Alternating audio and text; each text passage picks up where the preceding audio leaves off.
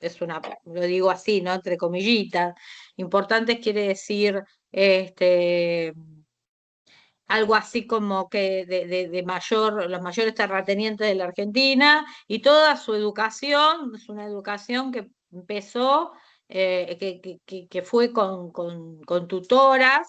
Es la menor de 6 hermanas, y su hermana mayor es Victoria Ocampo, ¿no? No, Casa de Azúcar no lo habíamos leído. El único que leímos fue El pecado mortal. Casa de Azúcar hasta la furia, que es su tercer libro de relatos, y siempre fue un personaje un tanto opacado de la literatura argentina, que después fue rescatada y es como una pionera, pionera del cuento fantástico, pionera del cuento extraño, eh, pionera del tratamiento de las formas, sobre todo por ser escritura de mujeres, y después fue rescatada por muchos autores que después recopilaron sus obras completas, no solamente porque trabajó con Victoria Ocampo, porque es la hermana de Victoria Ocampo, y en ese momento fue opacada un poco por su hermana, sino también porque estaba casada con Adolfo Bioy Casares, que también es uno de los más importantes escritores argentinos, y por su cercanía con el grupo de los tres, que era Bioy Casares y Borges, ¿no? Entonces siempre como que su literatura quedó como una literatura menor, hasta que con los años y como todo llega, fue rescatada y su obra se convirtió en una de las escritoras argentinas más importantes del siglo XX. Así que bueno, hoy vamos a leer La Casa de Azúcar, que está en su tercer... fue poeta, fue novelista, escribió cuentos, fue pintora, estuvo mucho tiempo trabajando en Europa y fue pintora. Y para leer su biografía, yo les recomiendo un librito de Mariana Enríquez, que no sé si después lo tenemos, si lo podemos pasar, que se llama La hermana menor. Familia acaudaladísima, de las más importantes de la Argentina a nivel económico,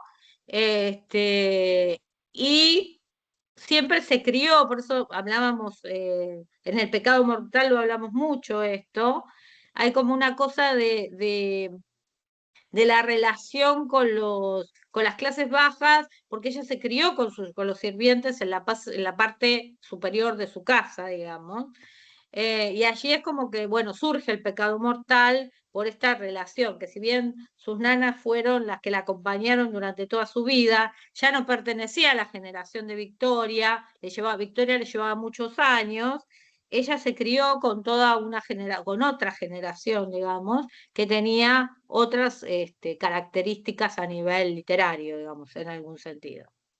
Bueno, ¿vas a leer Cristian hoy? Sí, sí, Ah, bueno, sí, sí. menos mal, menos mal, menos mal. Hoy estoy Acá, cansada. acá estoy pasando y ya comparto pantalla el enlace a la hermana menor, por si a alguien le Ah, está interesa. empezando la hermana menor. Está, Es un libro sí, eh, muy hermoso, porque aparte lo trabaja Mariana Enríquez y lo trabaja con mucha, no es piadosa con la autora, digamos, para nada. Eh, Su relación de pareja es una relación extraña, la relación que tiene con Bioy, y esto lo dicen todos los biógrafos, no lo digo yo. Este, de las muchas infidelidades de Bioy, incluso ella cría una hija de Bioy, que es Marta, que después va a ser la hija con la que van a tener, con la que va a vivir ella después mucho tiempo, y ella lo sobrevive también. Eh, y en realidad y sus últimos años murió de Alzheimer. Eh, Su escritura es una escritura, veníamos hablando de lo fantástico, y habíamos hablado de lo fantástico como algo que de alguna manera irrumpe en el mundo de qué es lo que irrumpe y lo que va a irrumpir en este cuento o va a irrumpir en otros cuentos, como los personajes, hasta los nombres de los personajes son personajes grotescos, digo, irrumpe en un mundo real, en un mundo rutinario, cotidiano. Para que haya fantástico tiene que haber algo que tiene que estar relacionado con lo real y tiene que haber algo que esté relacionado con lo vacilante, con lo perturbador, con lo que entra y moviliza, con lo que entra y desestabiliza, con lo que entra y ese mundo ordinario, o ese mundo de la rutina, o ese mundo donde no pasa nada, algo pasa que ese mundo se desestabiliza. Uno de los mayores escritores fantásticos argentinos es Cortázar, que también ya habíamos leímos Casa Tomada. Y, y bueno, evidentemente tiene una fuerza que no la había tenido ninguna escritora argentina hasta ese momento para trabajar con el tema de lo fantástico. Lo vacilante, dice Teodoro, ingresa en un mundo real, en un mundo natural. No es un cuento maravilloso, no es un cuento extraño, como decía el otro día que lo habíamos visto con Ale, que Ale decía en algún punto que lo extraño es donde hay una resolución natural o normal, es decir, hay una resolución que puede tener un carácter psicológico, por ejemplo, en el corazón del ator de Poe, o en algunos textos de Horacio Quiroga, por ejemplo. Acá no, acá hay un texto, es un texto donde la irrupción se da y nosotros no sabemos por qué aparece, por qué se da ese cambio de personalidades entre de esas mujeres, porque esta mujer adquiere, cambia, toma la personalidad de las otras, y bueno, eso lo vamos a ir viendo ahora a partir de la lectura, si les parece bien. Desde el punto de vista, ¿ya lo compartís esto, Ya lo Cristian? comparto. Bueno. Ya lo compartimos. Un segundito y ahí lo tenemos.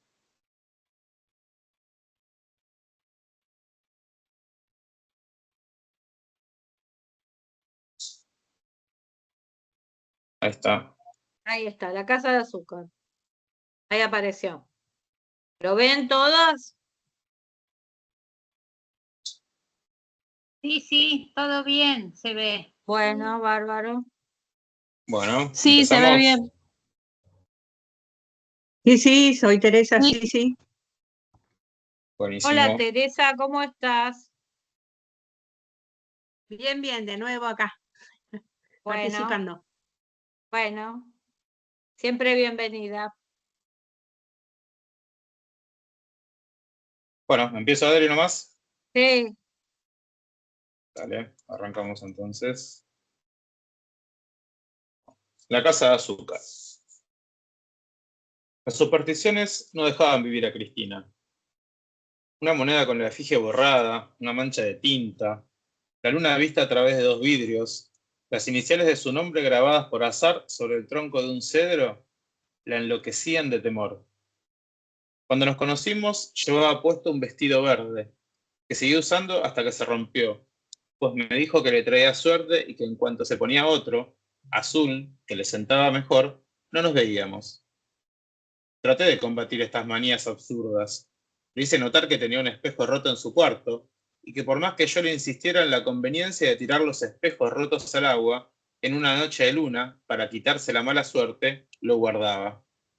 Que jamás temió que la luz de la casa bruscamente se apagara, y a pesar de que fuera un anuncio seguro de muerte, encendía con tranquilidad cualquier número de velas, que siempre dejaba sobre la cama el sombrero, error en que nadie incurría. Sus temores eran personales. Se infligía verdaderas privaciones. Por ejemplo, no podía comprar frutillas en el mes de diciembre, ni oír determinadas músicas, ni adornar la casa con peces rojos que tanto le gustaban.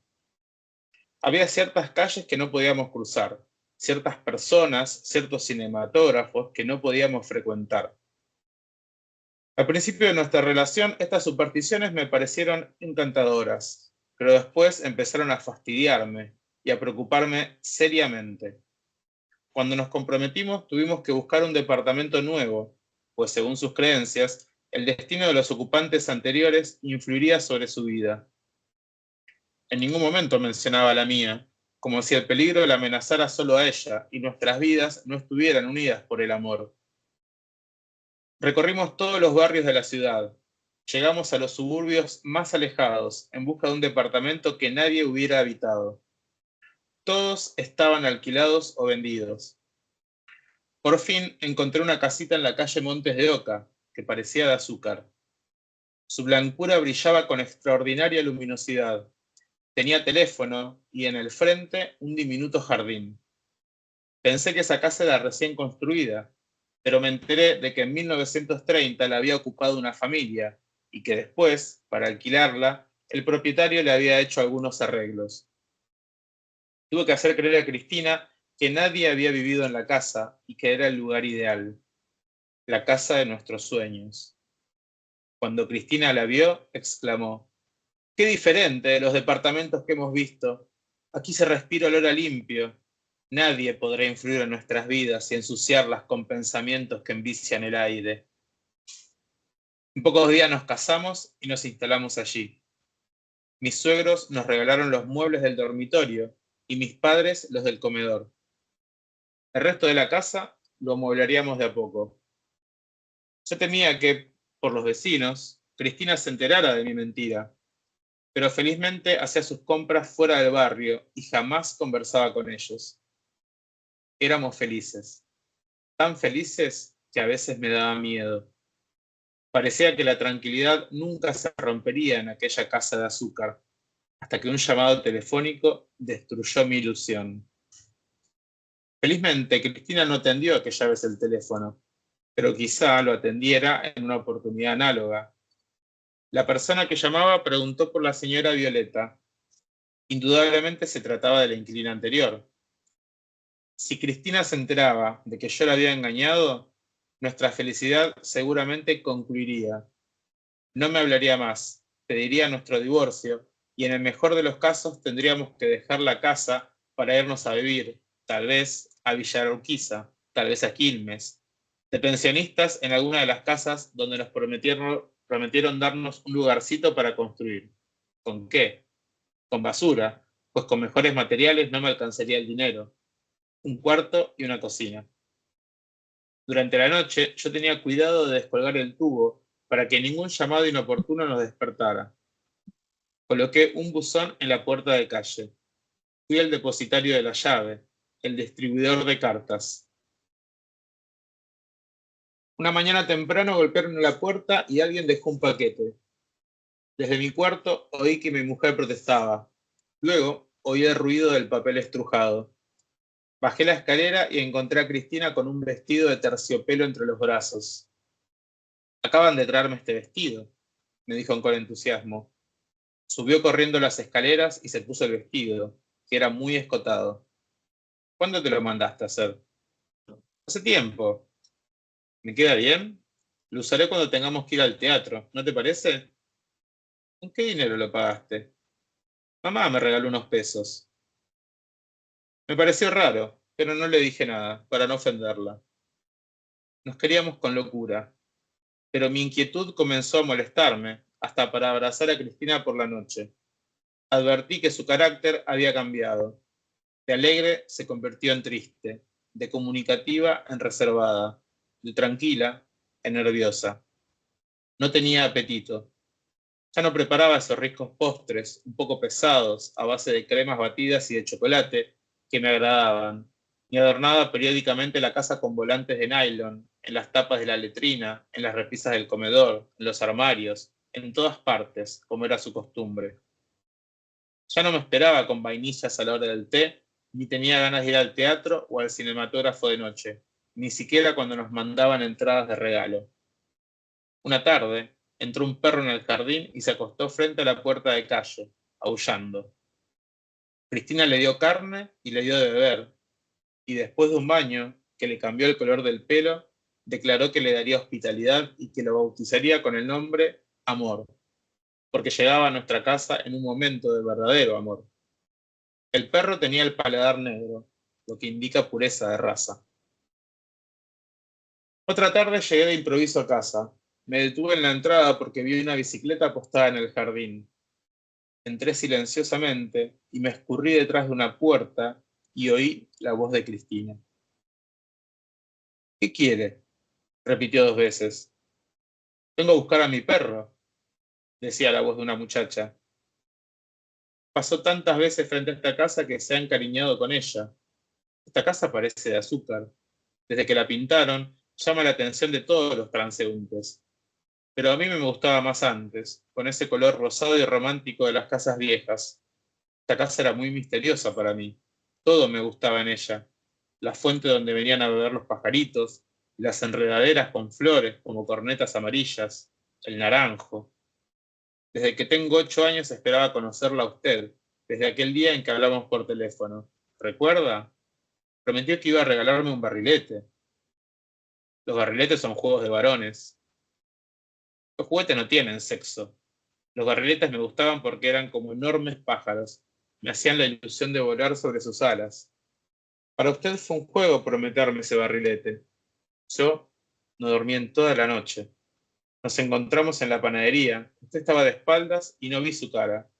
Desde ese día no pensé en otra cosa que en usted, en cómo sería su cara, su alma, sus ademanes de mentirosa. Nunca me regaló aquel barrilete. Los árboles me hablaban de sus mentiras. Luego fuimos a vivir a Morón con mis padres. Ahora, desde hace una semana, estoy de nuevo aquí. Hace 3 meses que vivo en esta casa y antes jamás frecuenté estos barrios. Usted estará confundida. Yo la había imaginado tal como es. La imaginé tantas veces. Para colmo de la casualidad, mi marido estuvo de novio con usted. No estuve de novia sino con mi marido. ¿Cómo se llama este perro? Bruto. Lléveselo, por favor, antes que me encariñe con él. Violeta, escúcheme.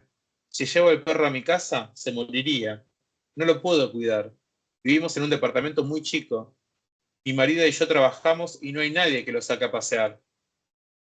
No me llamo Violeta. ¿Qué edad tiene? ¿Bruto? 2 años. ¿Quiere quedarse con él? Yo vendría a visitarlo de vez en cuando, porque lo quiero mucho. A mi marido no le gustaría recibir desconocidos en su casa, ni que aceptara un perro de regalo. No se lo diga, entonces. La esperaré todos los lunes a las 7 de la tarde en la Plaza Colombia. ¿Sabe dónde es? Frente a la iglesia Santa Felicitas. O si no, la esperaré donde usted quiera y a la hora que prefiera. Por ejemplo, en el Puente de Constitución o en el Parque Lezama. Me contentaré con ver los ojos de Bruto. ¿Me hará el favor de quedarse con él? Bueno, me quedaré con él. Gracias, Violeta. No me llamo Violeta. ¿Cambió de nombre? Para nosotros, usted es Violeta. Siempre la misma misteriosa Violeta. Oí el ruido seco de la puerta y el taconeo de Cristina, subiendo la escalera. Tardé un rato en salir de mi escondite y en fingir que acababa de llegar.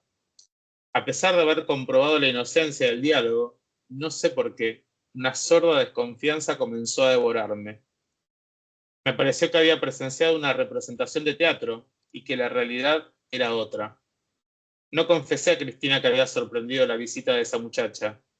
Esperé los acontecimientos, temiendo siempre que Cristina descubriera mi mentira, lamentando que estuviéramos instalados en ese barrio. Yo pasaba todas las tardes por la plaza que queda frente a la iglesia de Santa Felicitas para comprobar si Cristina había acudido a la cita. Cristina parecía no advertir mi inquietud. A veces llegué a creer que yo había soñado. Abrazando al perro, un día Cristina me preguntó: ¿te gustaría que me llamara Violeta? No me gusta el nombre de las flores. Pero Violeta es lindo, es un color. Prefiero tu nombre. Un sábado, al atardecer, la encontré en el puente de Constitución, asomada sobre el parapeto de fierro. Me acerqué y no se inmutó. ¿Qué haces aquí? Estoy curioseando. Me gusta ver las vías desde arriba. Es un lugar muy lúgubre y no me gusta que ande sola. No me parece tan lúgubre. ¿Por qué no puedo andar sola? ¿Te gusta el humo negro de las locomotoras? Me gustan los medios de transporte, soñar con viajes, irme sin irme, ir y quedar y con quedar partirse. Volvimos a casa. Enloquecido de celos, ¿Celos de qué? De todo. Durante el trayecto apenas le hablé. Podríamos tal vez comprar alguna casita en San Isidro o en Olivos. Es tan desagradable este barrio, le dije, fingiendo que me era posible adquirir una casa en esos lugares. No creas, tenemos muy cerca de aquí el Parque Lezama. Es una desolación. Las estatuas están rotas, las fuentes sin agua, los árboles apestados. Mendigos, viejos y lisiados van con bolsas para tirar o recoger basuras. No me fijo en esas cosas. Antes no querías sentarte en un banco donde alguien había comido mandarinas o pan. He cambiado mucho. Por mucho que hayas cambiado, no puede gustarte un parque como ese. Ya sé que tiene un museo con leones de mármol que cuidan la entrada y que jugabas allí en tu infancia, pero eso no quiere decir nada. No te comprendo, me respondió Cristina, y sentí que me despreciaba, con un desprecio que podía conducirla al odio. Durante días, que me parecieron años, la vigilé, tratando de disimular mi ansiedad. Todas las tardes pasaba por la plaza frente a la iglesia y los sábados por el horrible puente negro de Constitución. Un día me aventuré a decir a Cristina: si descubriéramos que esta casa fue habitada por otras personas, ¿qué harías, Cristina? ¿Te irías de aquí? Si una persona hubiera vivido en esta casa, esa persona tendría que ser como esas figuritas de azúcar que hay en los postres o en las tortas de cumpleaños. Una persona dulce como el azúcar. Esta casa me inspira confianza. ¿Será el jardincito de la entrada que me infunde tranquilidad? No sé. No me iría de aquí por todo el oro del mundo. Además, no tendríamos a dónde ir. Tú mismo me lo dijiste hace un tiempo. No insistí porque iba a pura pérdida. Para conformarme, pensé que el tiempo compondría las cosas. Una mañana sonó el timbre de la puerta de calle. Yo estaba afeitándome y oí la voz de Cristina. Cuando concluí de afeitarme, mi mujer ya estaba hablando con la intrusa. Por la abertura de la puerta las espié. La intrusa tenía una voz tan grave y los pies tan grandes que eché a reír. Si usted vuelve a ver a Daniel, lo pagará muy caro, Violeta. No sé quién es Daniel y no me llamo Violeta, respondió mi mujer.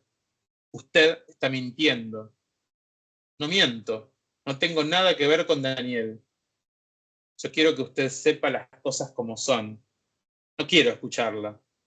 Cristina se tapó las orejas con las manos. Entré en el cuarto y dije a la intrusa que se fuera. De cerca le miré los pies, las manos y el cuello. Entonces advertí que era un hombre disfrazado de mujer. No me dio tiempo de pensar en lo que debía hacer. Como un relámpago desapareció dejando la puerta entreabierta tras de sí. No comentamos el episodio con Cristina. Jamás comprenderé por qué. Era como si nuestros labios hubieran estado sellados para todo lo que no fuese besos nerviosos, insatisfechos o palabras inútiles. En aquellos días, tan tristes para mí, a Cristina le dio por cantar. Su voz era agradable, pero me exasperaba, porque formaba parte de ese mundo secreto que la alejaba de mí. ¿Por qué, si nunca había cantado, ahora cantaba de noche y día mientras se vestía o se bañaba o cocinaba o cerraba las persianas? Un día en que oí a Cristina exclamar con aire enigmático: sospecho que estoy heredando la vida de alguien, las dichas y las penas, las equivocaciones y los aciertos. Estoy embrujada. Fingí no oír esa frase atormentadora. Sin embargo, no sé por qué, empecé a averiguar en el barrio quién era Violeta, dónde estaba, todos los detalles de su vida. A media cuadra de nuestra casa había una tienda donde vendían tarjetas postales, papel, cuadernos, lápices, gomas de borrar y juguetes. Para mis averiguaciones, la vendedora de esa tienda me pareció la persona más indicada. Era charlatana y curiosa, sensible a las lisonjas. Con el pretexto de comprar un cuaderno y lápices, fui una tarde a conversar con ella. Le lavé los ojos, las manos, el pelo. No me atreví a pronunciar la palabra Violeta. Le expliqué que éramos vecinos. Le pregunté finalmente quién había vivido en nuestra casa. Tímidamente le dije: ¿no vivía una tal Violeta? Me contestó cosas muy vagas que me inquietaron más. Al día siguiente trataba de averiguar en el almacén algunos otros detalles. Me dijeron que Violeta estaba en un sanatorio frenopático y me dieron la dirección.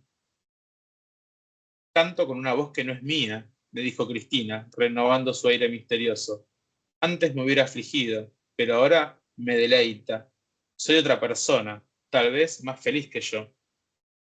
Fingí de nuevo no haberla oído. Yo estaba leyendo el diario. De tanto averiguar detalles de la vida de Violeta, confieso que desatendía a Cristina. Fui al sanatorio frenopático, que quedaba en Flores. Ahí pregunté por Violeta y me dieron la dirección de Arsenia López, su profesora de canto. Tuve que tomar el tren en Retiro para que me llevara a Olivos. Durante el trayecto, una tierrita me entró en un ojo, de modo que en el momento de llegar a la casa de Arsenia López, se me caían las lágrimas como si estuviese llorando. Desde la puerta de calle oí voces de mujeres que hacían gárgaras con las escalas, acompañadas de un piano, que parecía más bien un organillo. Alta, delgada, aterradora, apareció en el fondo de un corredor Arsenia López, con un lápiz en la mano. Le dije tímidamente que venía a buscar noticias de Violeta. ¿Usted es el marido? No, soy un pariente, le respondí secándome los ojos con un pañuelo. Usted será uno de sus innumerables admiradores, me dijo entornando los ojos y tomándome la mano. Vendrá para saber lo que todos quieren saber. ¿Cómo fueron los últimos días de Violeta? Siéntese. No hay que imaginar que una persona muerta forzosamente haya sido pura, fiel, buena. Quiere consolarme, le dije. Ella, oprimiendo mi mano con su mano húmeda, contestó. Sí, quiero consolarlo. Violeta era no solo mi discípula, sino mi íntima amiga. Si se disgustó conmigo, fue tal vez porque me hizo demasiadas confidencias y porque ya no podía engañarme. Los últimos días que la vi, se lamentó amargamente de su suerte. Murió de envidia. Repetía sin cesar, alguien me ha robado la vida, pero lo pagará muy caro. No tendré mi vestido de terciopelo, ella lo tendrá. Bruto será de ella. Los hombres no se disfrazarán de mujer para entrar en mi casa, sino en la de ella. Perderé la voz que transmitiré a esa otra garganta indigna. No nos abrazaremos con Daniel en el puente de Constitución, ilusionados con un amor imposible, inclinados como antaño, sobre la baranda de hierro, viendo los trenes alejarse.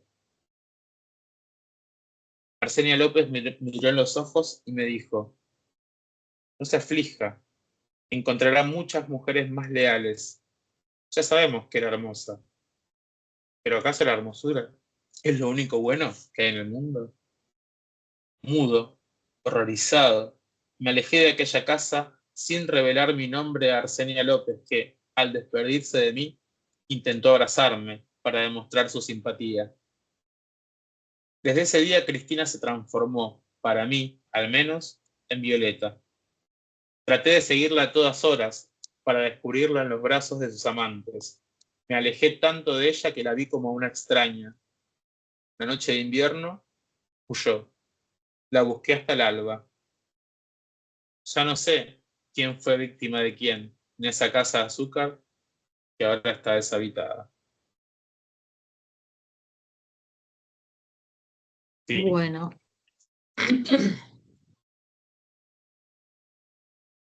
Bueno, es un gran cuento, ¿no? Me parece. Y me parece que hay como varios tópicos que está bueno pensar para ver qué es lo que podemos interpretar de todo esto, es hacer algunas conclusiones generales de todo esto. Esa relación del doble de Violeta y de Cristina, o sea, cómo se da Cristina en relación con Violeta. Y a mí hay una frase que es la frase que me parece la disparadora de todo este texto, que éramos tan, pero tan felices que hasta me daba miedo. Yo creo que de ahí parte todo el texto.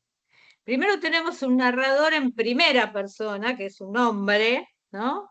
Que va buscando como formas a su alrededor, como para, más allá de las supersticiones de ella y más allá de esto de no querer vivir en ningún lado y de ser una supersticiosa, como para ir provocando es un cuento que puede ser estudiado desde un punto de vista de género, ¿eh?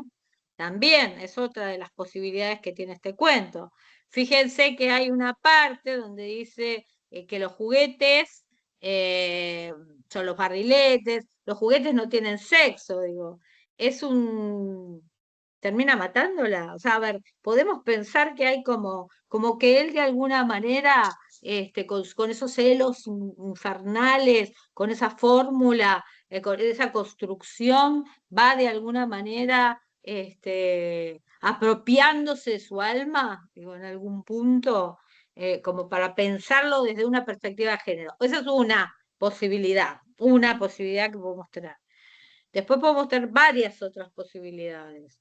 ¿Quién es Arseña López? ¿Quiénes son esos personajes que aparecen, esos extraños personajes que van apareciendo a lo largo del texto y son los que van cambiando ese mundo, transformando o produciendo la transformación de Violeta, de Cristina en Violeta? ¿Quién es esa mujer que termina transformándose en habitar en esa casa? Otro tópico es el tópico de la casa, es decir, la casa que es una casa de azúcar, la casa que funciona como la casa de las muñecas, la casa de la muñeca, y termina convirtiéndose en el mundo de la tragicidad, digo, en algún punto. Digo, ¿quién es? ¿Por qué se llama la casa de azúcar? Para ver el texto. ¿Cómo ese mundo de azúcar, que me hace acordar un cuento de Quiroga, el cuento de Alicia de Quiroga, en el cual esa casa blanca, esa casa, ese mundo de la convivencia, va como de alguna manera matando el carácter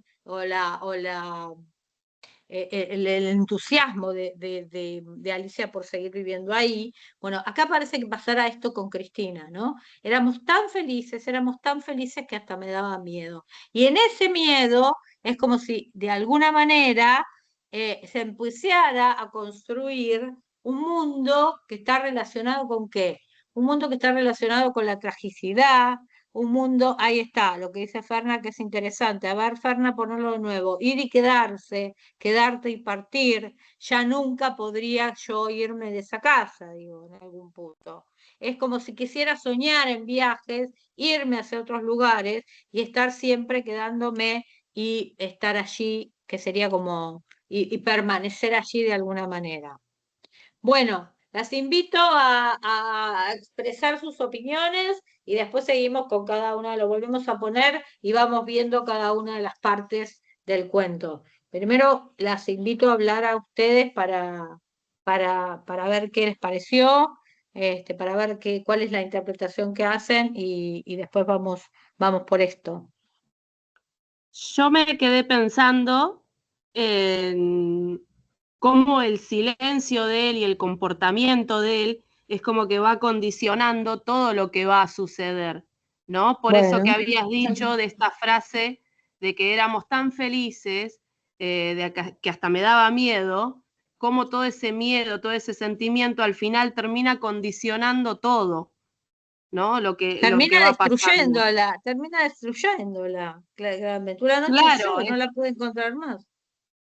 Claro, es como que toda esa superstición que ella tenía es como que se hace efectiva a raíz de lo que él, de su comportamiento. Bueno, gracias, Belén. Lucía, ¿estás por ahí? Sí, lo que quería decirles a todos es que a mí aparte de todo el análisis, no me voy a referir al análisis del cuento porque vengo como con mucha info, pero que no lo dice en todo lo que leí, no lo vi. Es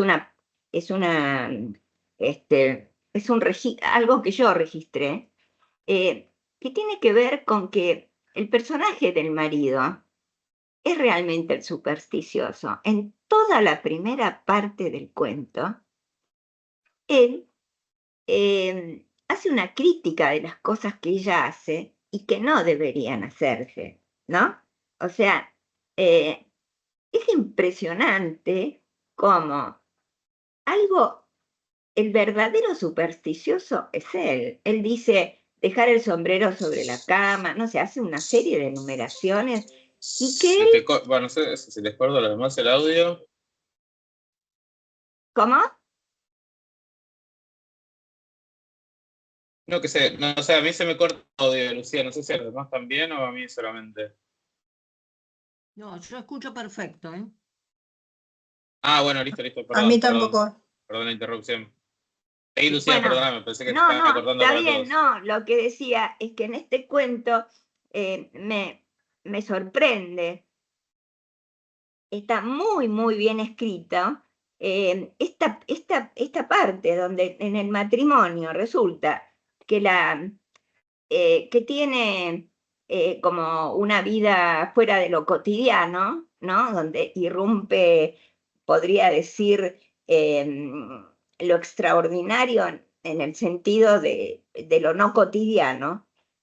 Él es el que en la primera parte le recrimina, no se lo dice, por supuesto, pero es la voz en primera, que ella pase de largo y no esté atenta a todas las cosas que podrían producir efectos negativos, ¿no? Eh, eh, por ejemplo, el espejo roto, el sombrero sobre hay un montón. Y la otra cuestión que me parece muy interesante es cómo describe, por ejemplo, la ciudad de Buenos Aires. Es algo que me encantó porque cuando él, que siempre es un reproche lo que él hace, ¿no? Con Cristina, le dice que por qué le gusta la plaza, si esa plaza está destruida, si está sucia, si está... Hay un montón de descripciones de Buenos Aires, de la zona sur, de la zona pobre, de la zona pobre de la capital. Está hablando del puente Avellaneda, está... Ahí también me parece muy interesante lo que hace la autora, considerando de dónde viene ella, que todo esto que ocurre en esos barriales, ¿no? Eh, con personajes que son muy cotidianos, por ejemplo, la chusma de la almacenera, o muy representativos, casi diría, en una en representación burlona de lo que es algunos personajes de la clase baja barriales, no burlona, eh, no burlona desde un sentido político, sino cómo desde ese lugar de, de gente de barrio de nivel bajo, puede incursionar en esos relatos otro que tiene el nivel de algo, no sé si la palabra es extraordinario, ¿no? Me interesa mucho eso, la descripción de la clase baja y los barrios de Buenos Aires, sobre todo la descripción de la plaza, pues es algo que me encantó.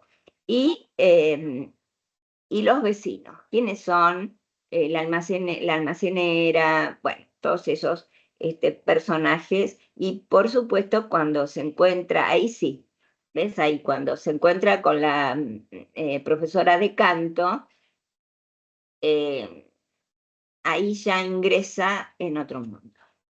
Bueno, nada más. Bueno, muchas gracias. ¿Quién está? ¿Quién está? Ada. Ada. Sí, Hola, Ada. ¿No eh, te había saludado? ¿qué ¿No te tal, saludé? Adriana? ¿Cómo Sí, estás? sí, nos saludamos. No, yo lo encuentro muy inquietante el cuento.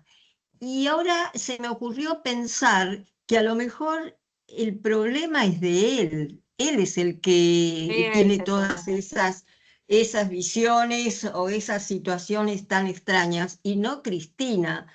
Pero como estuvimos diciendo que acá había algo de una, digamos, de la problemática del género, era más fácil decir que era ella pero a lo mejor era simplemente el que tenía sus conflictos, era él, bueno, el que sería el marido, ¿no? O narrador, no sé si coinciden los dos.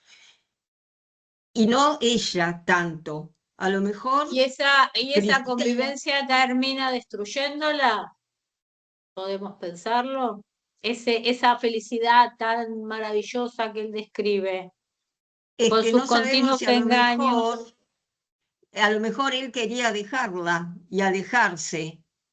Y entonces termina presentando las cosas de una manera que la casa, que la vecina, que el perro, que los otros vecinos, que la Plaza Colombia, que entre paréntesis es también una plaza bastante problemática, o sea, da para todo esto, más que el Parque Lezama, creo. Más que el padre del Llano. Sí, sí, Plaza Colombia es tremenda, con sus Santa Felicitas ahí atrás, es también muy inquietante.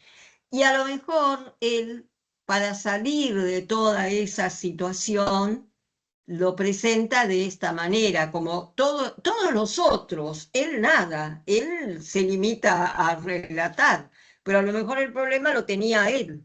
Eso no sé, se me ocurrió ahora en No, pensarlo de no, es esa que está manera. muy bien, es una muy buena línea, porque está la línea de O, lo o fantástico y está la línea interpretar. más realista de que todo está, que el verdadero El destructor otro de todo era es ella, él. era el perro, pero él no, él está como muy bien plantado y a lo mejor no era así. Bueno, no sé, mi interpretación, Está muy buena, Adriana. Ada, me encantó, me encantó. Muy buena, gracias. Silvia. Hola, buenas ¿Cómo tardes. estás? Muy bien. Bueno, sí, comparto con Ada, yo llegué a esa conclusión, pero para iniciar me voy siempre al título. Casa de Azúcar me lleva Doña Petrona al libro que tenía mi mamá y que yo miraba las figuras, hay una casita que es de oblea con chocolate, bueno. Casa de Azúcar, luna de miel, dulce, atractiva, porque esto tiene que ver cuando ellos se casan, van a buscar. Pero también digo que cuando el azúcar se pasa, se quema, se hace amarga, ¿sí? Es la característica que tiene el azúcar. Bueno, cuando inicié la lectura, yo pensé que íbamos a ver a Cristina, porque era la que tenía esta cuestión, esta superstición. Él era el acompañante que decía, bueno, te quiero tanto, bueno, sí, te acepto así. Pero la cosa cambia, como dice Ada, cuando nos damos cuenta que acá la narradora se desliza hacia él, el marido, y empieza él a argumentar una serie de cuestiones que tiene que ver con los celos. Él era el realmente tóxico, porque una superstición, bueno, puede ser tóxica, bueno, pero el tóxico es él. Comparto, Ada, totalmente tu Y idea. porque además, Silvia, es como que el que es ladrón piensa que todos son ladrones, porque ella está Exactamente. escuchando la conversación parece, un dicho muy popular, pero que Sí, cae perfecto acá, sí, porque él está perfecto. inculpando, está generando que ella es la traidora, cuando en realidad el traidor es él, y eso se ve Claro. desde el principio. Y hay un disfraz, que es la mujer, la intrusa, que resulta ser un hombre. O sea, Sí. hay un disfraz, hay un disfraz. Hay alguien que toma una máscara para ser como. Pero por otro lado, eh, yo no sé, bueno, al principio hay un momento en que parece policial, ¿no? Cuando él va a averiguar en el barrio, Ah, librería. Bueno, después nos enteramos que vivía una mujer. Yo no sé cuánto de real es eso, y Arsenia López o me queda ahí. Yo sé que esa Violeta que aparece ahí, que además es un nombre bonito, oloroso, de un color atractivo, que tiene que ver con lo femenino, había muerto y que se dedicaba al canto. Entonces, yo no sé cuánto este tipo, este loco, hasta lo que dice de ella, que canta y se lo ponen a Cristina, que Cristina dice, me cambió la voz, creo que hay algo así, no tengo el texto en papel. Bueno, eso por un lado. Y hay otra cuestión, porque hay como un absurdo, ¿no? También al comienzo con la propuesta. Esa frase que dice, irme sin irme y quedar, no sé qué, no tengo el texto. Yo no sé cuánto Cristina quería irse, quería separarse de este hombre porque estaba ahogada, estar al lado de un tipo que hace todas esas vueltas averiguando, se transformó en un monstruo. Y bueno, que él es el protagonista, y Santa Felicitas, sabemos que hay una leyenda que cuentan que está el alma, el fantasma, digamos, de Santa Felicitas, que es una tragedia de amor. O sea que acá también hay cosas paralelas, ¿no? Imágenes, situaciones paralelas. Lo fantástico, no sé si es a partir de las elucubraciones de él, pero que ella lo redacta, la narradora nos lo cuenta como si fuera algo fantástico, pero en definitiva, los argumentos de una persona celosa son fantasías, son cosas fantásticas, no tienen que ver con la realidad, digamos.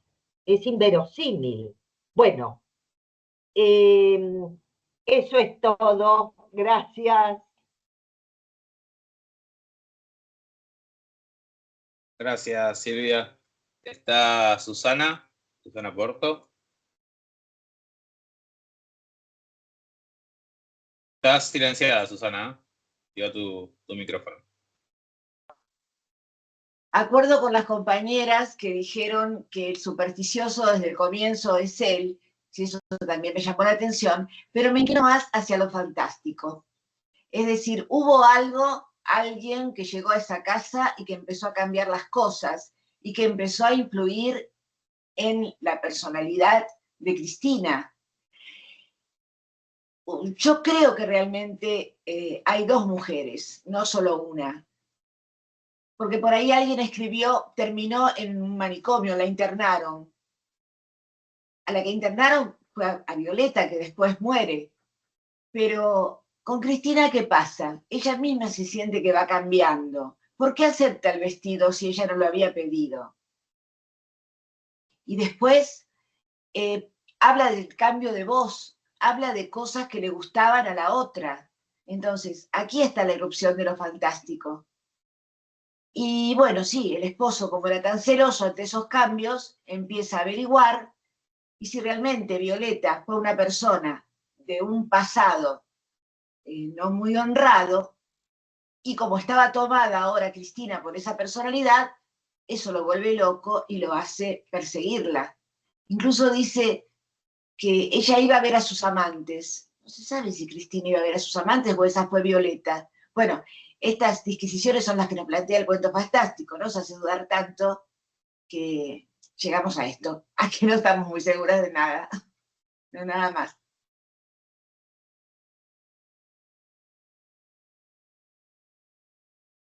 Estás silenciada, Adri. Adri, estás silenciada. Ahora, Ahora sí. bueno. Ahora sí. Lilia. Lilia.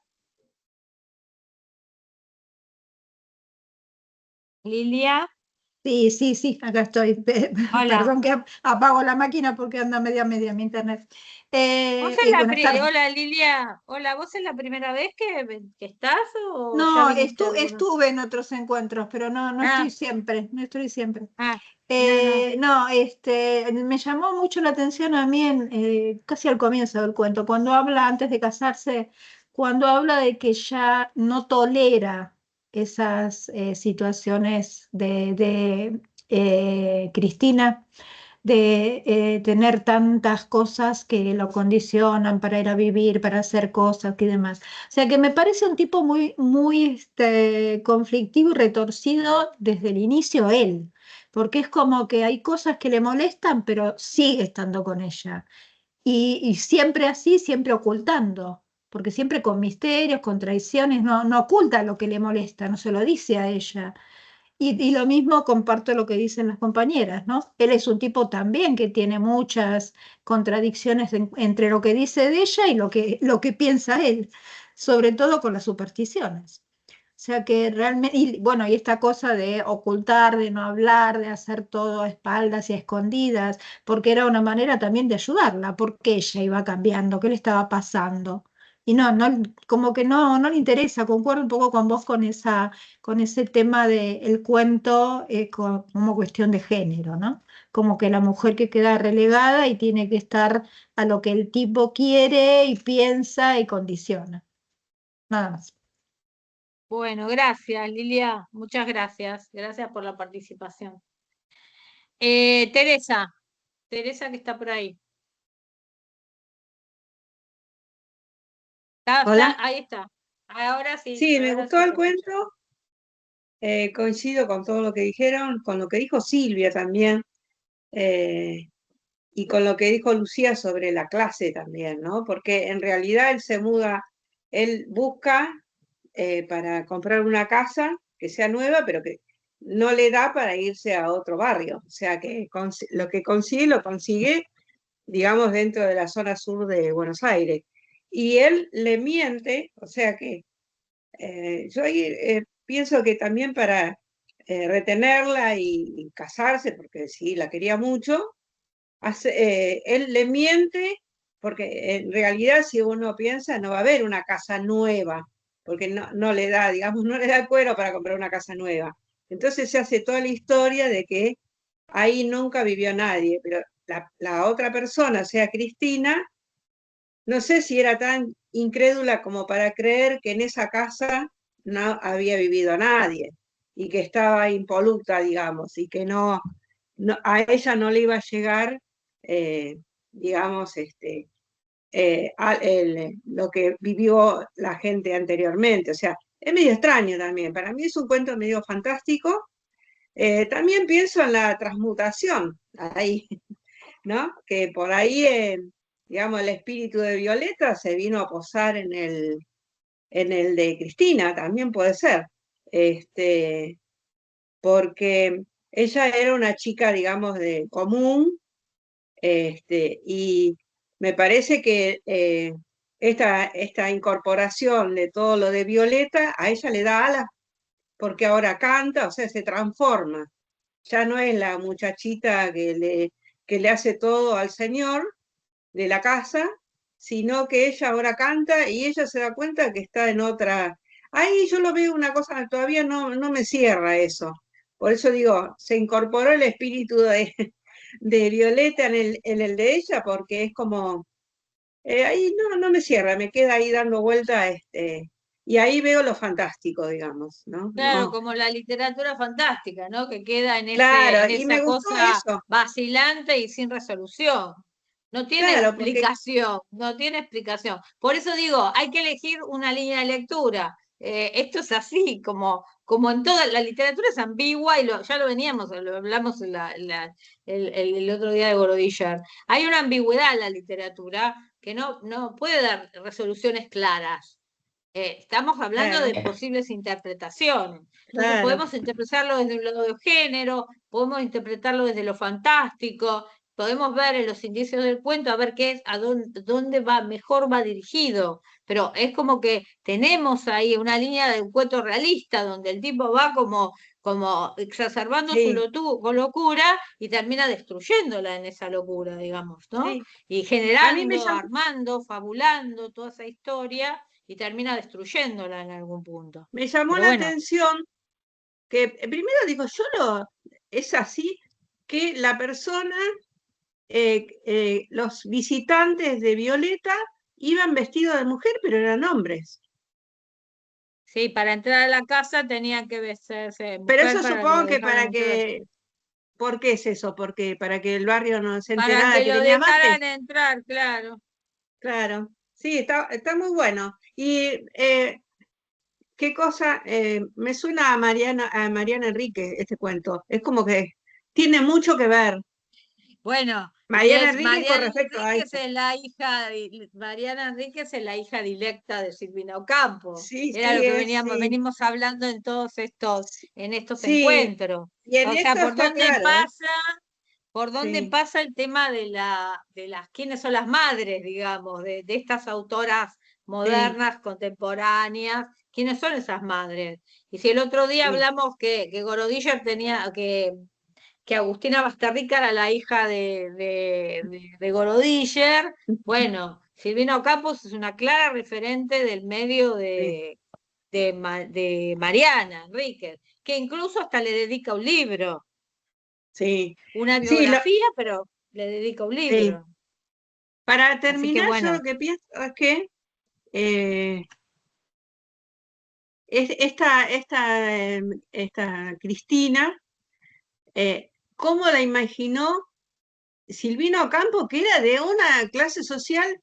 Ahí lo maravilloso muy de su alta. literatura, porque ella se mete en un barrio y yo digo, ¿cómo si nada que ver con lo que ella tenía cerca, ¿no? Eso es la gran escritora que es, la verdad. Que ahora la rescato, porque no la podía ni ver antes.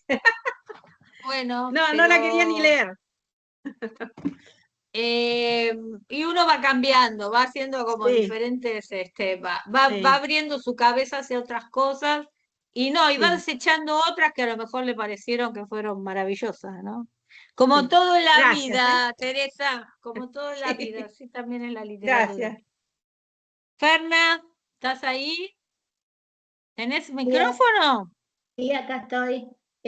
Hola, Teresa, ¿cómo estás? hola, ¿cómo estás, Adri? Teresa, Bien. ya resumió las cosas que yo iba a decir, que eran, en realidad, el cuento parte de una mentira, porque Cristina nunca hubiera vivido en esa casa si hubiera sabido que alguien vivía ahí. Entonces, yo como lector esperé un escándalo de parte de Cristina cuando ella se enteró de que no era nueva. Sin embargo, no fue así. Por lo tanto, sigo pensando en que el que fabula es él. Después hay una cuestión con los colores que a mí me gustaría que ustedes me ayudaran a pensar, porque la casa era rosa en 1930, ahora es blanca.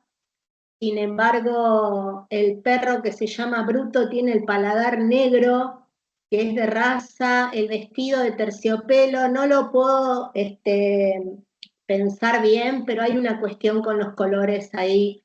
Lo que sí me parece es que una casita blanca, si la llamamos de azúcar, es pura apariencia en primer lugar. Y, y bueno, y después creo también como Teresa que hay una cuestión de que Cristina redime a Violeta. Hay sí algo del espíritu de Violeta. Violeta era una mujer triste, dice, se convierte en Violeta y creo que hay vino Cristina a redimir a Violeta, pero es mi punto de vista desde lo ¿Vino fantástico. Cristina a redimir a Violeta o vino Violeta a redimir a Cristina? Las dos cosas, sí. ¿Vino Violeta a sacar a Cristina de ese mundo de engaño, de ese mundo de mentiras? Yo la veo más a Violeta como la salvadora Porque en realidad también podríamos pensar, y lo estoy pensando ahora a partir de lo que vos estás diciendo, ella huye y desaparece, la ayuda a desaparecer de ese monstruo que era ese tipo que se había convertido. y que en realidad Violeta es la que la ayuda en Sí, de todas en maneras, su paso. no es muy confiable nuestro narrador respecto a No, por Violeta. eso, No exactamente, por sabemos eso. si todo lo que se dice de Violeta es verdad, porque precisamente es la gente del barrio la que dice que tenía muchos amantes. Bueno, pero Violeta es la pecadora, a diferencia de Cristina, digo, como, es por eso hablaba de una cuestión de género también, ¿no? Pero hay como un ensalzamiento también en determinado punto por parte de no del narrador, sino de la base del texto, no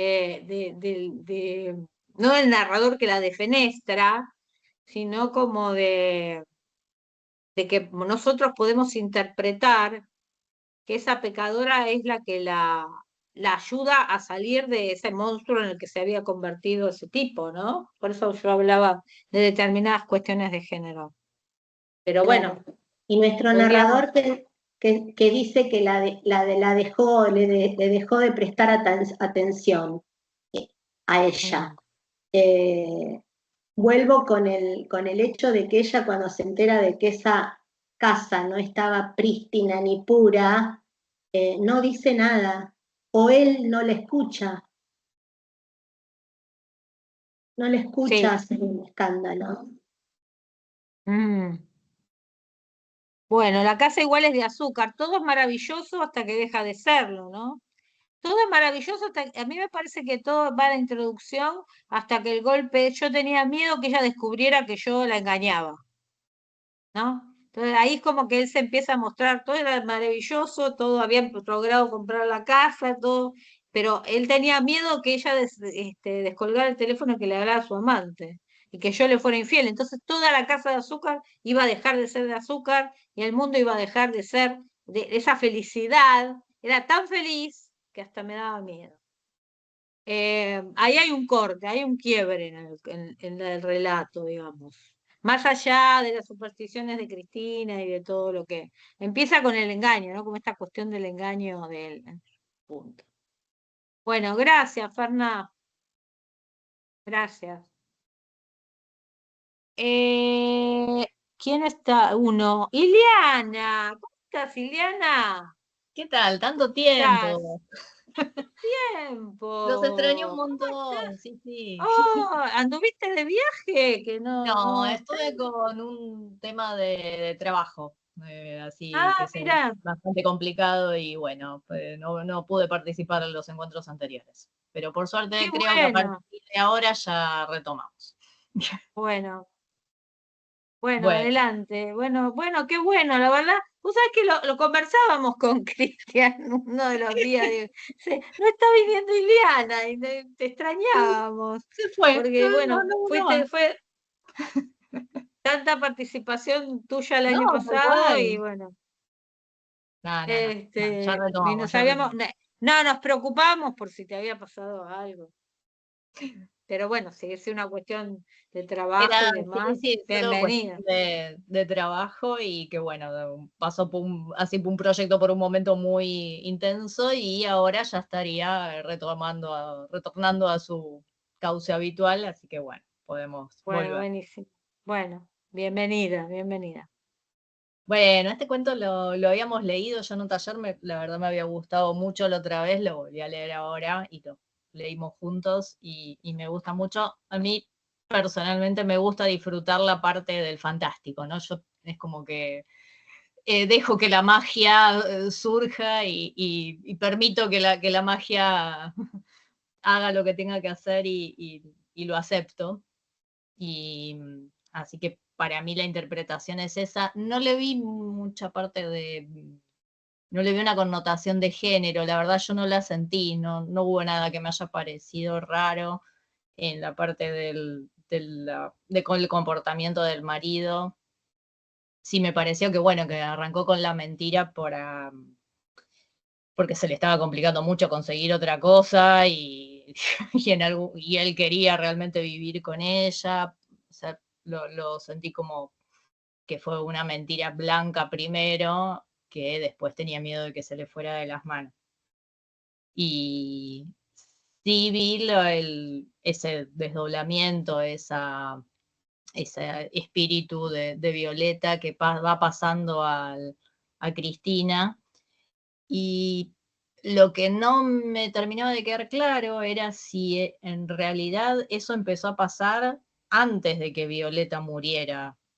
Entiendo que sí, porque Violeta en algún momento comentó, que es algo que me había llamado la atención, que dice, alguien me está robando mi vida, el vestido ya lo va a usar otra, el perro va a ir con ella, y algo que me llamaba la atención es que decía, y lo va a pagar muy caro. Y así que entiendo como que esa desaparición a lo último de Cristina tiene que ver con alguna especie de venganza de Violeta por haberse apropiado de su vida. Pero bueno. Sí, Violeta estaba loca, ¿no? Sí. Bueno, bueno, gracias, Zuli. Te mando un beso. Hasta la próxima. Bueno, Lelia. Sí, hola, ¿me escuchan bien, Adriana? Sí, te escuchamos bien, sí, Sí. sí, sí. Bueno, hola a todas, a todos. ¿Cómo anda Córdoba? ¿Cómo anda por ahí? Hola Silvia, compañeras de grupos de lectura. Yo me sumo a lo que dijo Teresa e Ileana.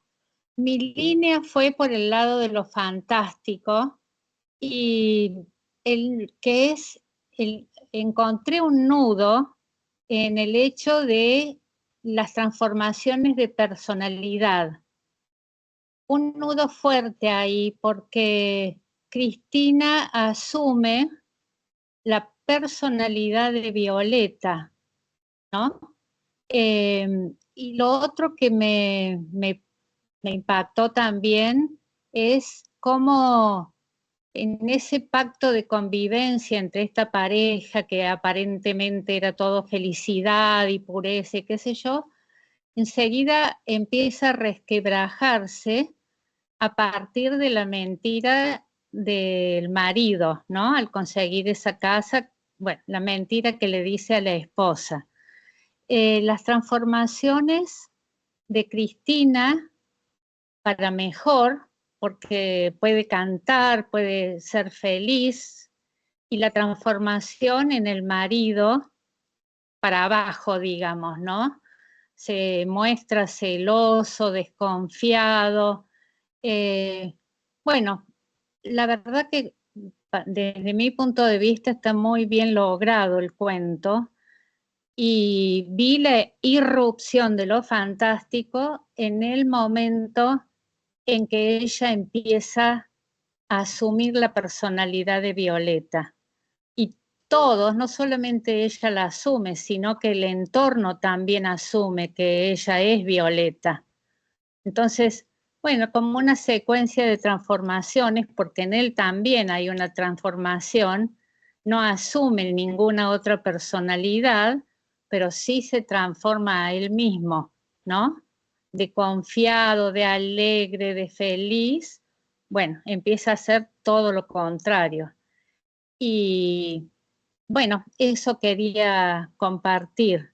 Yo cuestión de género no vi en realidad en este cuento, pero bueno, es mi mirada y mi lectura, así que muchas gracias.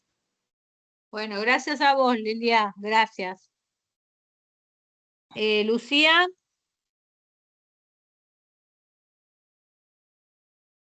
Sí, quería agregar, porque la escuché a Teresa y me acabo de acordar de que hay un cuento de Silvina Ocampo que se llama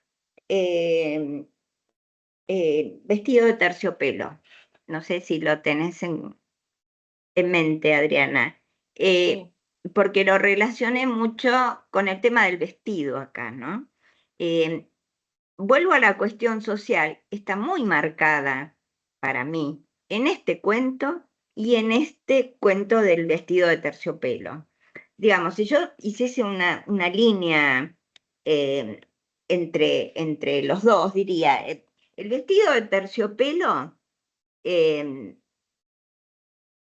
desde la distinción de clase, porque ella ahí compara en este cuento a Bursaco con Recoleta, ¿no?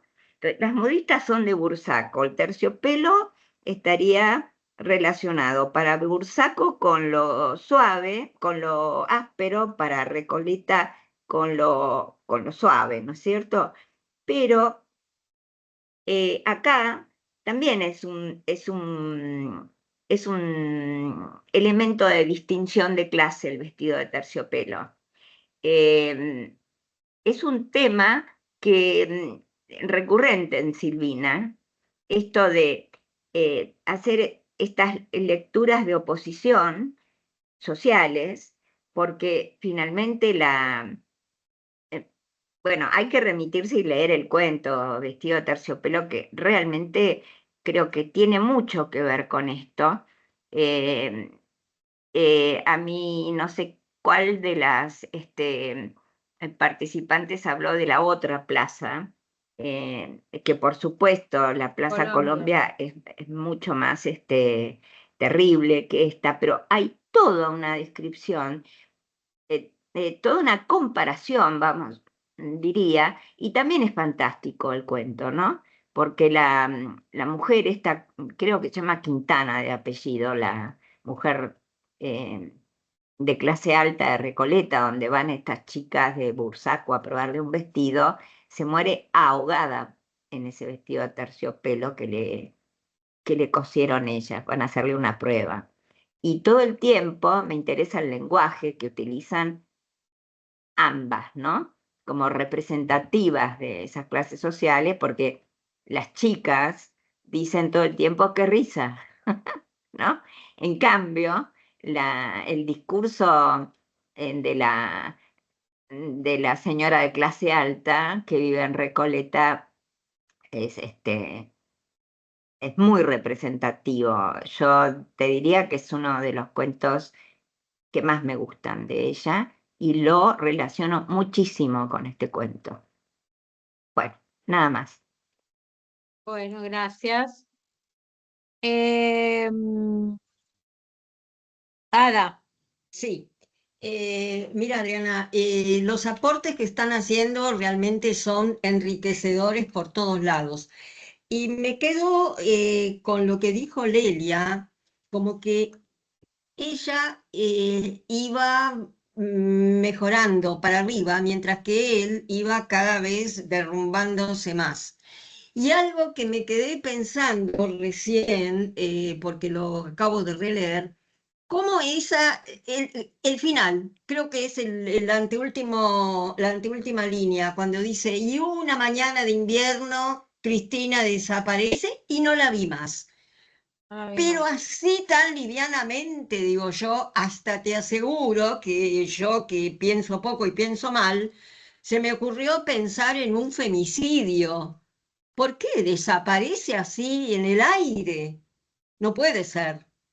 Entonces, y él no se preocupa. Bueno, mejor que desapareció aparentemente. Eso también me resultó muy, muy inquietante, te digo. Yo coincido, no sé si con un femicidio, pero con uno de estos de abandono o algo, por eso yo veo el fantástico y en el fondo del fantástico la cuestión de género. O sea, la forma está construida desde ahí y me parece que hay una fuerte cuestión de género. Es mi interpretación, por Sí, eso totalmente. no tiene por Sí, qué sí, coincidir, sí, no sí, tiene sí. por qué coincidir lo de ustedes. Y lo fantástico tiene final abierto, pero a mí me parece Claro, claramente, y el claro, cuento está todo claro. el tiempo dando vueltas sobre estas cuestiones, de la tramoya, de la inventiva, de la cuestión que va haciendo a él en esta cuestión de destruir a Cristina, para que, Totalmente. llevándola con Violeta, armándola con Violeta. La línea es fantástica, claramente es una línea fantástica. Me parece que por debajo subyace otra interpretación. Puede ser que no, es mi perspectiva, no tiene por qué coincidir con esa perspectiva, pero yo la veo en varios indicios, y en este indicio de pronto desaparece, como dice Ada, de pronto desaparece, no la vi más, de pronto voy construyendo de pronto tengo miedo, éramos tan felices y tal cosa, pero de pronto tengo miedo que me esté engañando, que ella atienda el teléfono porque yo la estoy engañando. Y entonces de pronto empiezo a armar la historia de Violeta, y entonces de pronto se arma todo una conjunción en la cual el tipo se enferma de celos, piensa que ella tiene múltiples amantes. Bueno, está bien el pensamiento fantástico es el que la línea del texto al cual el texto nos va llegando. También otros cuentos fantásticos han tenido otras hasta Casa Tomada ha tenido otras interpretaciones políticas, psicológicas, qué sé yo. Adriana. Esto lo dejo ahí picando porque no, Sí, o sea, sí. me parece, pero bueno, podemos no coincidir y está todo bien, Claro, digo, no, totalmente. Y otra cosa que creo que no nos podemos olvidar tampoco es el contexto. En la época que Silvino Campo escribe el cuento, no es, digamos, el momento actual donde se puede hablar de género, etcétera. En aquel No. momento la voz cantante la llevaba siempre el Bueno, hombre. y por eso fue una voz tan significativa. Claro. Hay una voz tan significativa, a pesar de que su vida personal fue una vida personal que estuvo marcada decía Mariana Enríquez en el libro, por el indigno matrimonio con Bioy, ¿no? Con ese pacto con Bioy, Claro, sí. extraña. Y- Bueno, y además se cuentan otras cosas más, pero son todos rumores, y ustedes sí. después cuando lean La Armada Menor, lo van a construir o tratar de ver. Y Bueno, otra, Belén. ay, ¿puedo decir Perdón, algo más? perdón. Cortito, Sí, cortito. sí, sí. Esto, que en todo el relato no se escucha la voz de Cristina, habla él, la No, voz es no, la no, de él. es Ella verdad. dice, ella hace, ella canta, pero Cristina muda, no tiene voz. No, O sea, es eso así, también es es tal cual. significativo. Bueno, Es muy para mí, significativo. digo. Bueno, gracias, Ada. Es lo no dicho. Ella nunca puede decir lo que piensa, digamos, ni de la infidelidad del marido, ni de las casas, sabemos todo de ella. Ella lo construye a Cristina. Ella construye, construye a Cristina, él construye a Violeta, él construye los personajes de la casa, él construye las descripciones. Ella no está ahí, o sea, parece como un personaje construido por él. Belén, ¿estás ahí? Sí, yo pensaba, ¿no? Siguiendo esta línea de lo fantástico, cómo esa mentira que él genera con el tema de la casa es como un desencadenante de la fatalidad en el final, de la desaparición de ella, como algo que no se puede, que no se va a evitar. Bueno, De ¿y una manera cómo lo de ampliamos? Sí, decime. no sé cómo ampliarlo, pero me quedé pensando en eso, como algo que no se iba a poder evitar. Era la desaparición de ella, estaba como ya marcada desde el inicio de la mentira de él. Bueno, es un indicio de que la mentira de él ya está marcando que la desaparición. Está bueno esto, sí, pensándolo ahora que lo estoy entendiendo. Vos decís que la mentira, cuando ya empieza el engaño de él, es el indicio de la desaparición de ella hacia el final, como que está haciendo una anticipación del relato. Claro, porque leía la otra vez, no bien ahora, cómo era que lo planteaba Cortázar, el tema de la fatalidad en el cuento fantástico, como algo que no se va a poder evitar, se haga lo que se haga, está marcado así y así va a suceder. Sí, tal cual, lo inexorable.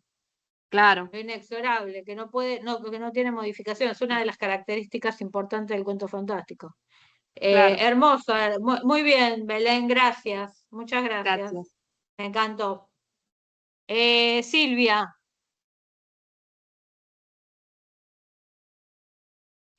Sí, yo pensaba en lo fantástico es la cabeza, construye la fantasía este hombre en su cabeza. Esta Violeta, él compara eh, a esta Violeta con Cristina, cree que es como Violeta, él se inventa todo. Y la mentira y las suposiciones es fantástico. Es fantástico, o sea que de entrada, y es cierto esto que comentó esta compañera Belén, de la fatalidad, porque acá hablan como de una herencia, ¿no? Y yo puse acá de los destinos tóxicos, que sería el destino. Yo creo que ella se salvó, se las tomó. Entonces, Se las creo que tomó se como, las- él inventó el cuento de Violeta y ella, y a partir de Violeta se fue. No, Y dijo, no, bueno, vamos a lo hacer que la gran pasa, Violeta y se fue. ella se avivó y yo creo El que tipo iba, porque ella dijo irme y quedarme, una cosa así. Creo que se dio cuenta que esa casita de azúcar era de azúcar quemada, amarga.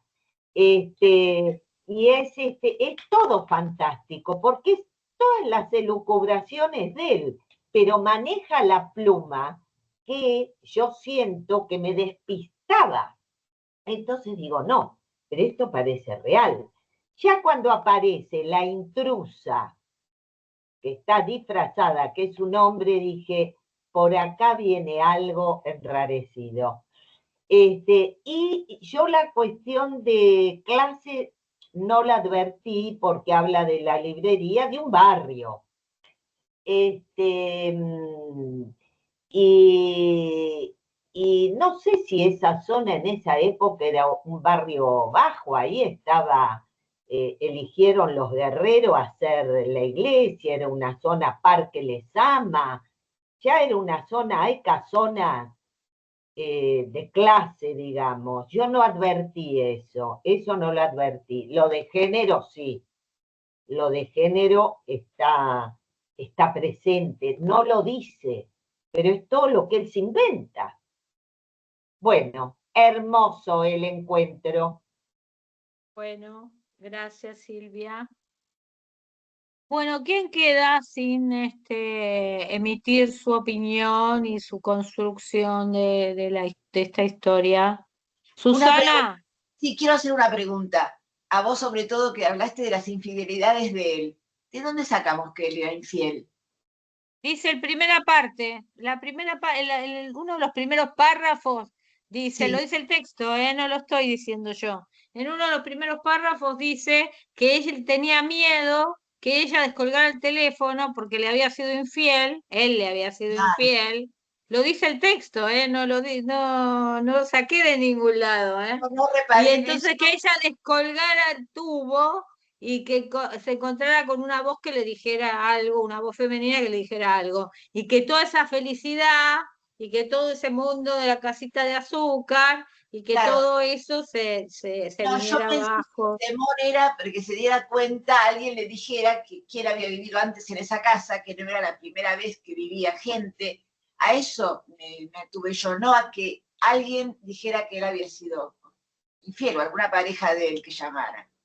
No, él mismo dice, yo tenía miedo de que ella levantara el tubo y que alguien, una voz femenina, le dijera que había tenido, que yo le había sido infiel. Yo le había sido infiel.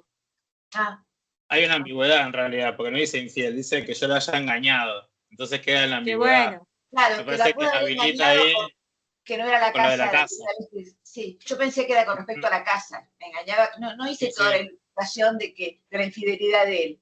Por eso me lo castigaron mucho, pobre señor. No lo pensaba así. No es un personaje no es un personaje muy querible. No es un personaje muy querible, además, me parece que nos estamos poniendo todos del lado por ahí de Cristina Violeta vos decís que por infidelidad o que la había engañado por el tema de la casa. Claro, dice, Dice feliz. Parecía que la tranquilidad nunca se rompería en aquella casa de azúcar hasta que un llamado telefónico destruyó mi ilusión. Felizmente Cristina no atendió aquella vez el teléfono, pero quizás lo atendiera en una oportunidad análoga. La persona que llamaba preguntó por la señora Violeta. Indudablemente se trataba de la inquilina anterior. Si Cristina se enteraba de que yo la había engañado, ¿no? Porque ahí está la relación con que preguntaron por Violeta y por eso felizmente Cristina no atendió, porque habían preguntado por la inquilina anterior. Entonces ahí ella hubiera descubierto el engaño de que había vivido alguien antes en esa casa. Pero bueno, ahí la palabra engañado es como, queda como abierta a la ambigüedad también. Igual yo quiero decir una cosa, ¿eh? Porque acá me lo acusaron todo de mentiroso al narrador, pero ella también miente. A ver.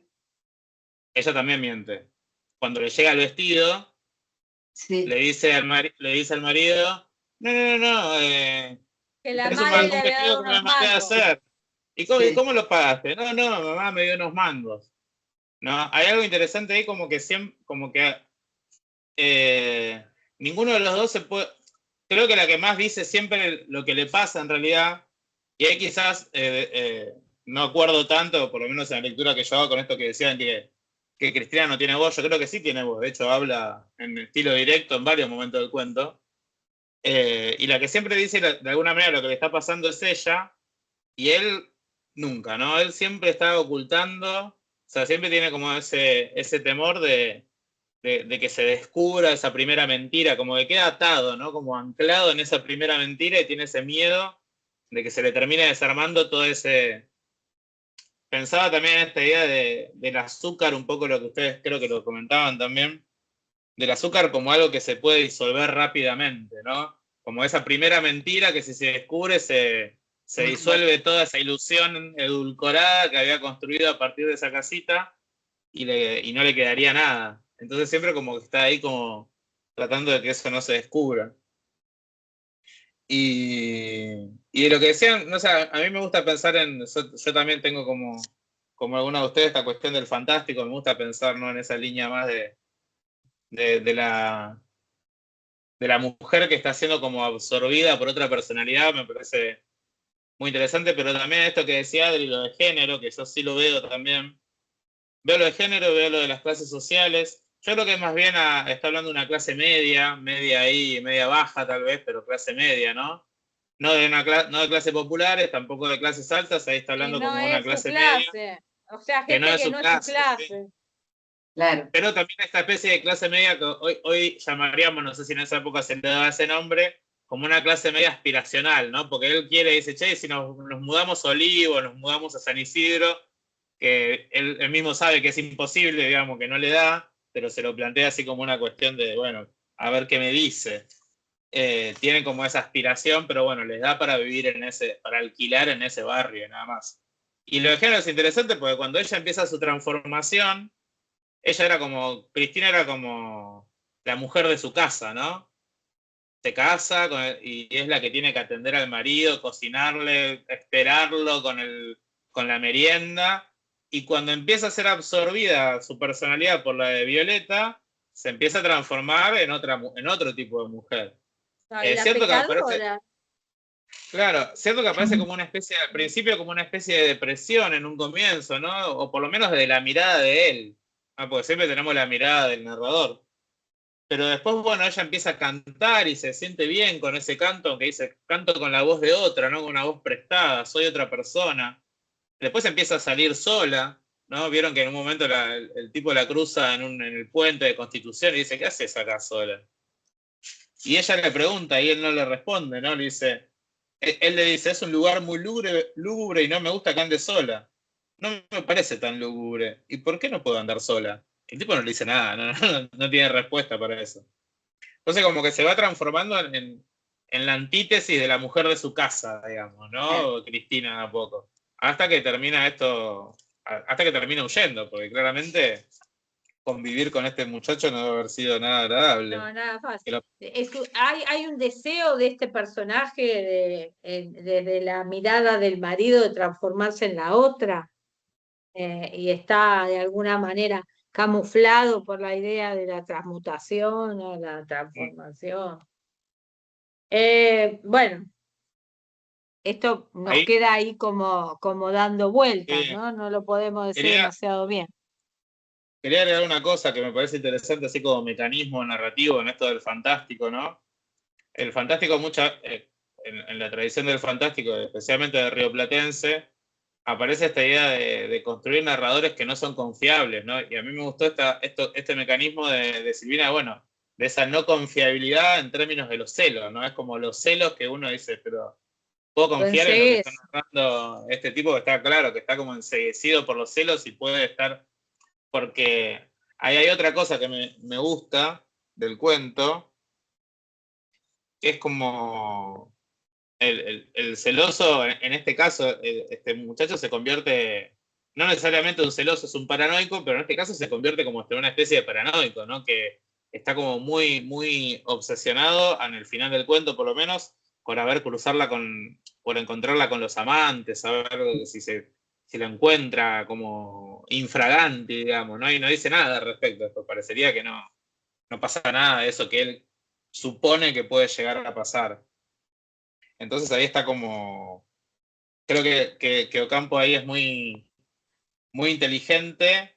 También otra cosa que ustedes señalaban, esto de la superstición, ¿no? Demostrar cómo él, y hasta eso lo podríamos analizar por eso en términos de género contemporáneamente, que está muy, muy analizado y muy dicho, ¿no? Como el hombre siempre trata de desacreditar el discurso de la mujer, ¿no? Entonces, y ahí Ocampo es muy irónica, ¿no? Porque pone al narrador diciendo que ella es supersticiosa y después muestra que él es igual o peor de supersticiosa que ella, ¿no? Solamente que para él sus supersticiones no serán supersticiones, pero usa la idea de superstición para desacreditar ya desde la primera línea, ¿no? Las supersticiones no dejaban vivir a Cristina. En realidad quizás al que no dejaban vivir es a él y no a Cristina.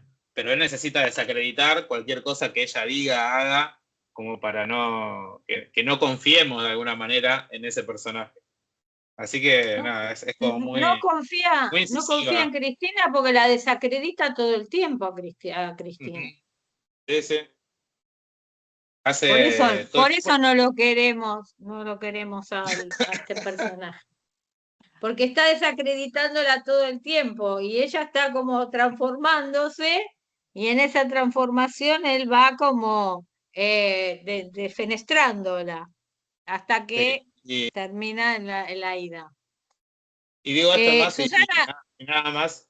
Perdón, quería decir esto porque hay algo sí, que sí me resulta Ay, no, rarísimo, que yo no tenía sé, que bajar la mano, perdón. del fantástico.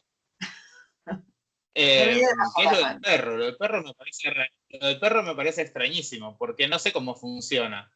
Porque viene esta chica que la había conocido a Violeta cuando era pequeña, cuando tenía 8 años, que le había prometido el barrilete, y después el perro era de esta mujer, que ya era una mujer porque ya estaba casada, y le termina dejando el perro, pero después en el relato de la profesora de canto, el perro parecería que era de Violeta. Entonces ahí como que me arma, digamos, como que Ocampo creo que un poco a propósito arma toda una telaraña bastante inextricable de entender a ver qué es lo que está pasando. Por ejemplo, con el perro, ¿no? O sea, ¿de quién era ese perro? Era de la mujer esta que le decía, vos me prometiste, Violeta, un barrilete cuando yo tenía 8 años y nunca me lo diste y siempre entonces me quedé.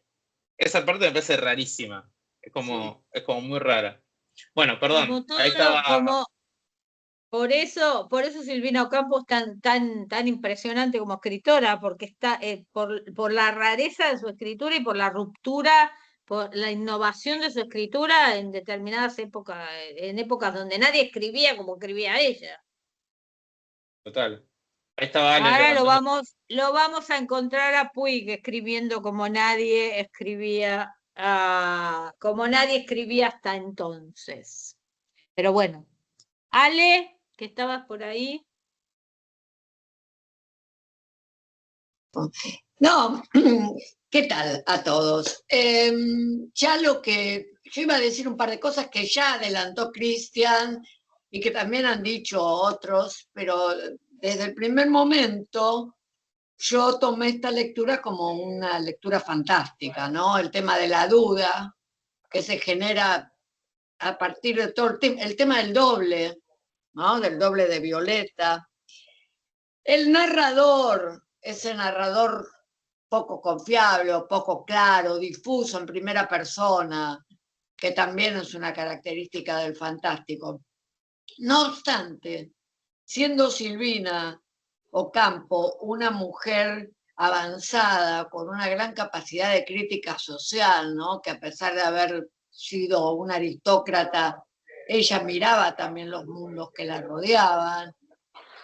Esta crítica puede estar pasando respecto del género, ¿no? Le puede ella haberla puesto. De todas maneras, yo creo que es inevitable en la interpretación ver con ojos de actualidad.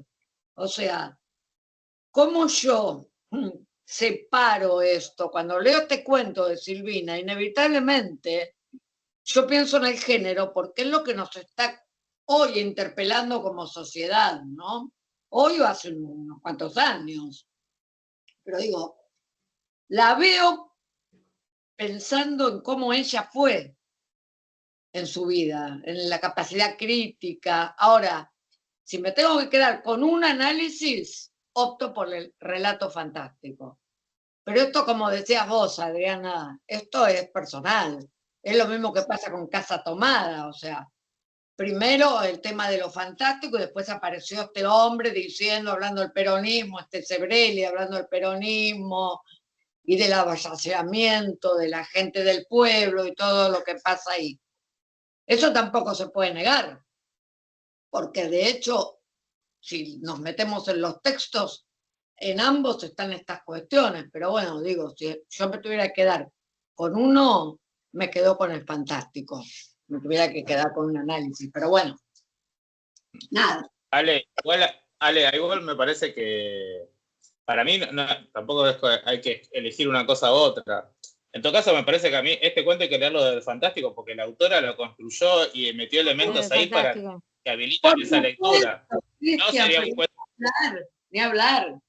No, yo te digo lo que yo opino, pero no es que no acepto la otra, tal vez no lo digo pero bien. Quizás un poco autoritariamente digo yo que si uno lee el fantástico en este cuento, no es un invento del lector, el fantástico, quiero decir. No es que nosotros como lectores le ponemos el componente fantástico, sino que ya desde la escritura está trabajando con elementos del...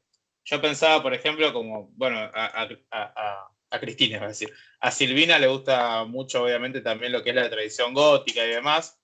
Y es interesante ahí la cuestión de la casa, en la tradición del gótico, yo siempre, esto lo repito siempre, sí. Que la casa gótica siempre es una casa con historia, ¿no? Siempre es una casa que tiene que haber sido habitada. Entonces, ya de esta idea de que la casa justamente parte, digamos, todo el problema, trabajando con ese tópico del gótico de habitar una casa que fue habitada antes por otros. Sí. Hasta el temor ese que él dice que Cristina tenía de habitar una casa que había sido habitada antes, hasta uno puede pensar que es parte de ese tópico, ¿no?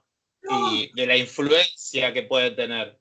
Entonces, decía, creo que ya de por sí Ocampo trabaja con elementos propios del fantástico y no es tanto de que yo interpreto si es un cuento fantástico o no interpreto que es un cuento. Después sí está en justamente esto que decía Adri, también en la vacilación, de que muchas veces estos autores, Cortázar mismo, o Ocampo, incluso Borges en alguna ocasión, habilitan la posibilidad de esta vacilación de Todorov, ¿no? De que todo podría tener otra explicación, todo podría tener una explicación realista también. Y me parece que ese cuento también, este cuento en particular también trabaja sobre eso. Aparte de las lecturas posibles que hay, está buenísimo, porque en cada uno despierta. Lo que me pasó a mí es que yo la lectura, yo ya lo había leído el cuento, pero en ninguna lectura vi, hasta que ustedes no lo, como te digo, no lo analizaron, no había visto la cuestión de género, ¿entendés? No había ido por ahí mi interpretación, tal vez porque, bueno, no me di cuenta. Bueno, por eso que estamos hablando de literatura y por esto esta posibilidad de los mensajes del debate y por eso nos reunimos para hablar de las distintas interpretaciones. No hay algo que excluya a la otra. Hay una forma que va hacia lo fantástico y hay subyacentes y posibles miradas que el cuento puede generar. Eso no quiere decir que uno puede verla y que bueno, y después uno puede pensarle, sí, bueno, tenía razón lo que decía. O sea, esa es la idea de la lectura entre todos, digamos, todas. No es la lectura... por eso no lo leo yo sola y lo dejo para mí. O sea, lo abro para otras múltiples interpretaciones. Multiplicidad de sentidos, dicen los teóricos. Esto es muy enriquecedor. Uno se... Sí, claro. Claro. No, Lilia. Perdón, dale. Nada, eso, que uno dice, ay, mira lo que dijo. Por eso yo decía que no lo había visto como una lectura de género, y bueno, después escuché muy atentamente todo lo que habían dicho, pero bueno, era una cosa mía, esto quiero decir. No, pero igual están las dos cosas, Ale. O sea, no es que el género inhabilita el sino que justamente todo lo contrario. Creo que Ocampo usa los mecanismos del fantástico, construye un cuento fantástico para hablar de género también. Para hablar de un montón de cosas. Claro. Es como, de hecho está también la cuestión de las clases sociales, porque ella también se transforma hasta en términos de percepción de las otras clases, ¿no? Porque vieron que él le dice en un momento, ¿cómo querés ir a ese parque donde hay, no sé, viejos, lisiados, toda gente pobre, desagradable? Y ella le dice, yo no me fijo en esas cosas. Sí, lo vi, ¿ves? Eso lo vi claramente, y otras tantas críticas que ella hace, ¿no? Como en ¿cómo se llama el cuento de la violación? Nunca me sale. El pecado mortal. Ahí también, o sea, es tremendo. Pero bueno, nada, muy, muy interesante. Muy interesante. Gracias. Bueno, nos queda Lilia y vamos cerrando. Sí, perdón, no, realmente iba a decir un poco lo que ya dijeron, que el hecho de que yo viera algo de género no descartaba el tema fantástico, y en realidad el fantástico es una mezcla de lo real con lo fantástico, no es que solamente fantástico, y una cosa no descartaba la otra, indudablemente fantástico con todo lo que plantea, porque parecería el espíritu de Violeta que está en ese cuerpo de Cristina. Y que bueno, podemos pensar que la salva justamente este loco, o no sabemos qué le pasó. No sabemos qué. Bueno, gente, se nos va acabando el tiempo por hoy.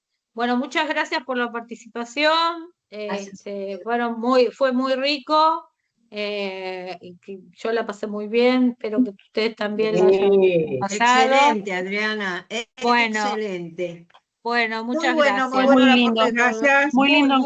Muy bueno. Bueno, tenemos el jueves 26, leemos a Camilla, todos los árboles caídos no son del bosque, también son el bosque, y después el 28 leemos a Boquitas Pintadas. Eso es lo que tenemos para... ¡Ay, Boquitas divino! Gracias para por la mayo. elección. Hasta la próxima. Bueno, hasta la próxima, chao. Nos estamos viendo, que tengan lindos feriados, que vienen varios feriados ahora. Igualmente. Que la pasen lindo, descansen. Hasta la próxima. Y nos vemos, nos estamos viendo. Chau, hasta luego. Abrazo a todos.